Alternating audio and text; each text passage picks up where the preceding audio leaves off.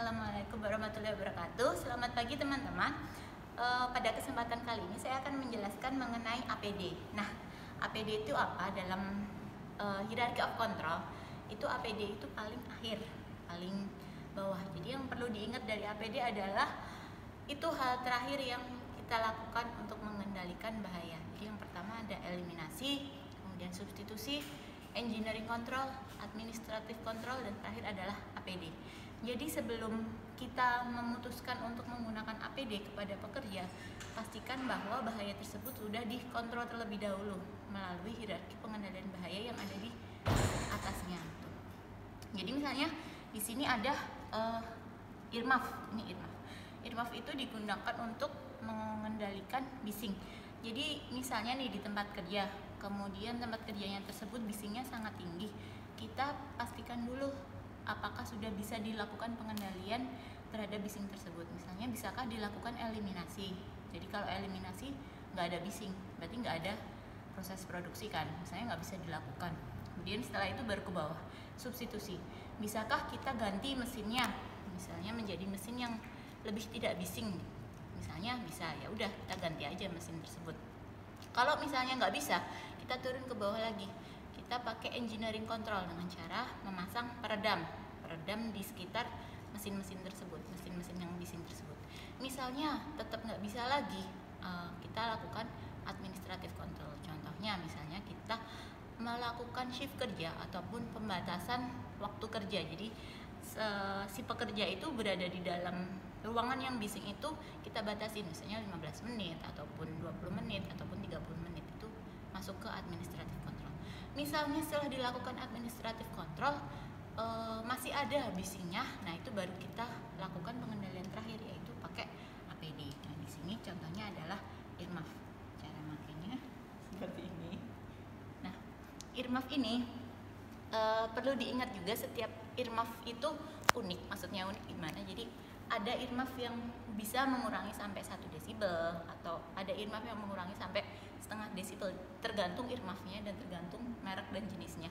Nah yang perlu diingat lagi sama teman-teman, nanti ketika teman-teman nih misalnya mau membeli IRMAF untuk tempat kerjanya, nanti perlu ditanyakan juga IRMAF-nya ini bisa mengurangi sampai berapa desibel gitu.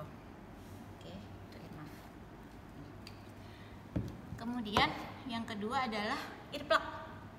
Earplug ini biasanya 1 kali pakai, tinggal dimasukkan ke dalam telinga. Ini juga untuk mengurangi bising. Nah biasanya juga di tempat kerja kalau misalnya bisingnya sangat tinggi, biasanya double protection, itu pakai earmuff dulu, setelah itu pakai pakai earplug dulu, setelah itu baru pakai earmuff. Setelah itu ini adalah sarung tangan, Aziza, silakan dipakai. Ini gimana?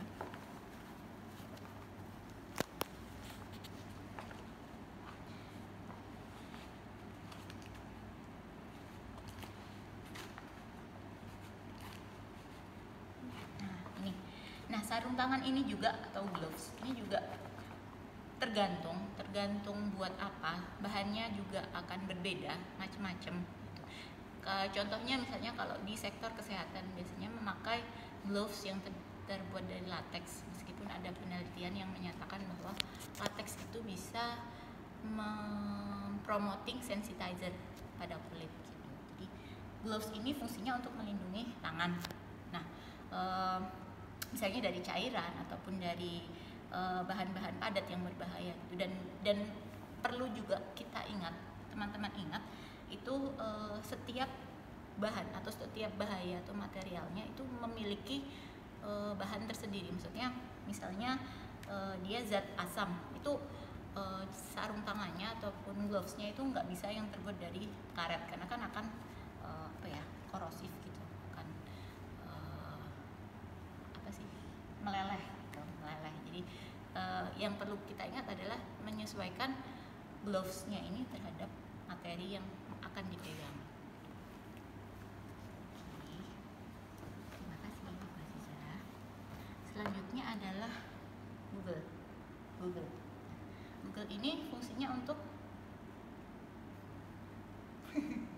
melindungi mata, melindungi mata. Jadi biasanya digunakan di konstruksi ataupun di sektor mana aja yang ada bahaya. Contohnya misalnya untuk melindungi mata dari debu, kemudian dari lemparan benda-benda kecil gitu, itu bisa pakai Google. Ada juga Google yang khusus dipakai untuk misalnya mengelas, kegiatan mengelas itu juga pakai kacamata. Tapi kacamatanya juga khusus kacamata untuk melindungi radiasi. Nah itu juga yang perlu teman-teman perhatikan, nanti harus menyesuaikan APD-nya dengan sumber bahayanya. Karena di sini cuma contoh-contoh aja. Kemudian selanjutnya ada coverall. Nah ini buat apa?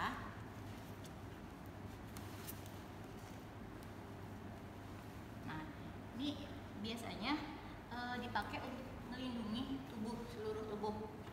Contohnya yang familiar memakai seperti ini misalnya pemadam kebakaran ya, karena pemadam kebakaran bahayanya ada di api. Nah, coverall ini juga memiliki karakteristik masing-masing. Jadi ada yang bisa, ini contohnya misalnya di pemadam kebakaran ya, untuk mengendalikan api gitu. Itu ada yang cuma bisa menahan sampai setengah jam, ada yang sampai 2 jam gitu. Jadi tergantung juga masing-masing, tergantung merek dan juga jenisnya. Itu salah satu contoh penggunaan ini coverall. Selain api juga bisa melindungi tubuh dari percikan cairan ataupun material-material berbahaya lainnya. Oke. Kemudian yang terakhir adalah safety hat. Ini buat kaki.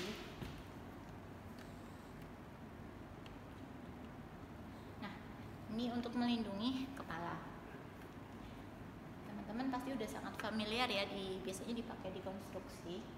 Itu untuk melindungi kepala dari benda-benda yang misalnya kejatuhan sesuatu dari atas. Kan kalau konstruksi itu banyak sesuatu yang terjatuh dan terlempar gitu, untuk melindungi kepala. Nah, biasanya juga di tempat kerja ini safety hat ini juga memiliki warnanya masing-masing. Misalnya warna kuning untuk pekerja daerah A, warna hijau untuk daerah B, warna merah gitu. Untuk warna-warna itu juga tergantung perusahaannya. Itu cuma untuk coding aja jadi warna. Jadi untuk mempermudah si supervisor untuk melihat pekerjanya ini berasal dari area apa sih. Itu tentang safety hat. Oke, semua ya. Demikian penjelasan mengenai APD. Kalau misalnya ada pertanyaan, kita diskusikan langsung. Terima kasih.